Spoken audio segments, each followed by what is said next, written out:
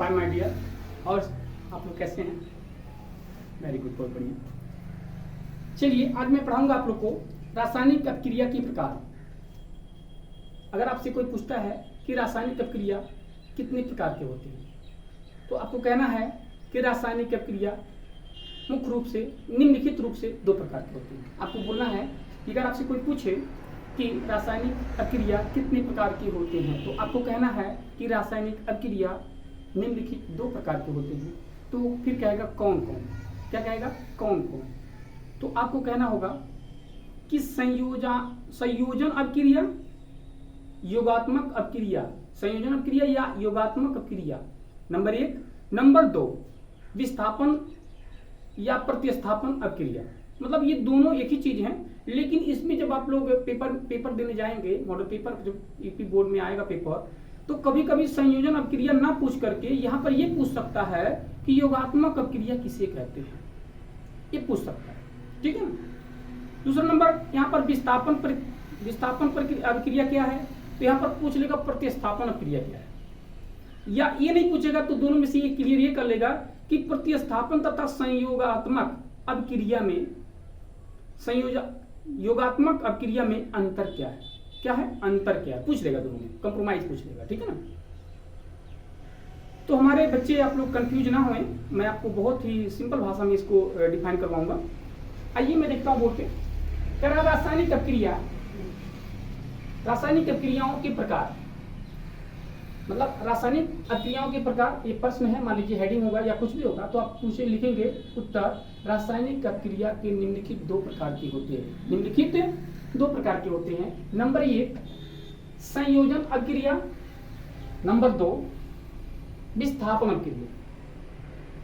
या इसी को दूसरा अगर मान लीजिए इसको 4 प्रकार से अगर कहा जाए, यह बात तो एक ही है, संयोजन माने योगात्मक होता है, विस्थापन माने तो प्रतिस्थापन, ये दोनों चीज एक ही है।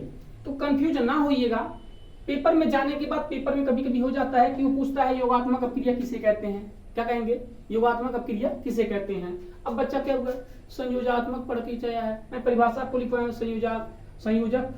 संयोजन अपक्रिया की, संयोजन अपक्रिया का। अब आ गया योगात्मक अपक्रिया की।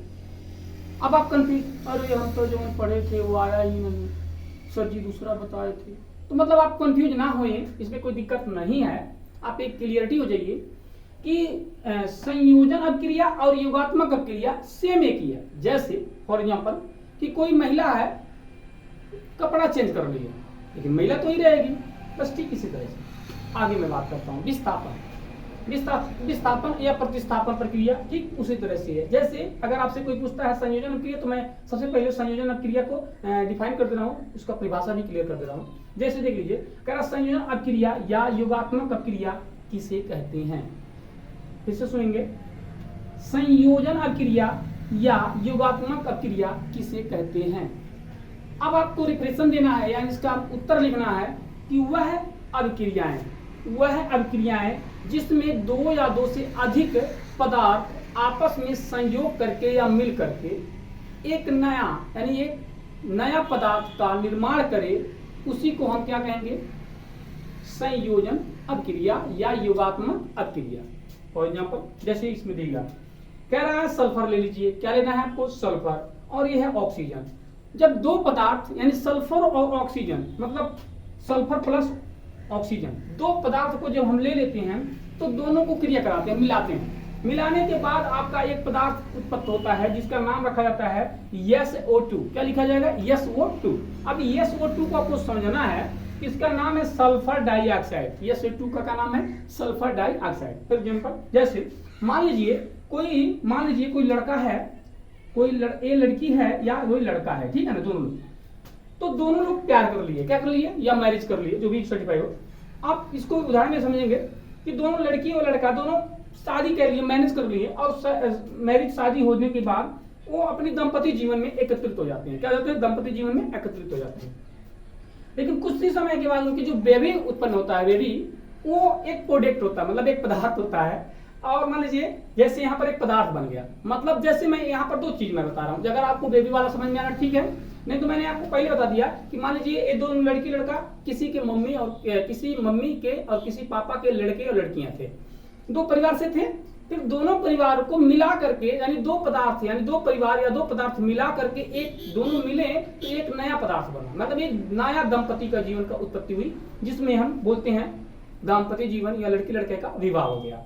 अब मान लीजिए अगर यहाँ तक समझ में आया तो ठीक है, नहीं तो फिर क्या होता है, मान लीजिए अब दंपति नया जीवन हो गया तो उसके पास भी, मतलब जब वो संयोग करेगा, मतलब अब आप समझ ही पा रहे हैं, मतलब संयोग करेगा, फैमिली मैटर से संयोग करेगा, तो उसको बेबी जो पैदा होता है वो भी मान लीजिए एक प्रकार से नया पदार्थ उत्पन्न हुआ, एकल पदार्थ। क्या होता है? एकल पदार्थ। उसी को हम सल्फर डाइऑक्साइड। ठीक है ना। अगर आप इसको क्लियर हो गए, मैं आई होप कि आप क्लियर हो पा रहे हो।